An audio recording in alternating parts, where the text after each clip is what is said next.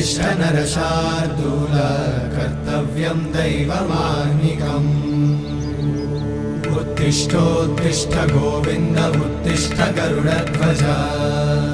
उत्तिष्ठ कमलाकान्त त्रैलोक्यं मङ्गलं कुरु उत्तिष्ठोत्तिष्ठ गोविन्द उत्तिष्ठ गरुडध्वज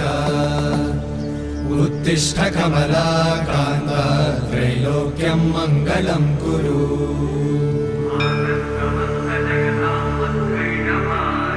मातः समस्त जगतां मधुकैटभारे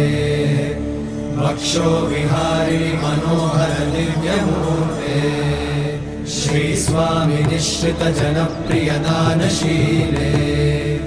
श्रीवेङ्कटेश दयिते तव सुप्रभातम् तव सुप्रभातमरविन्दलोचने भवतु प्रसन्न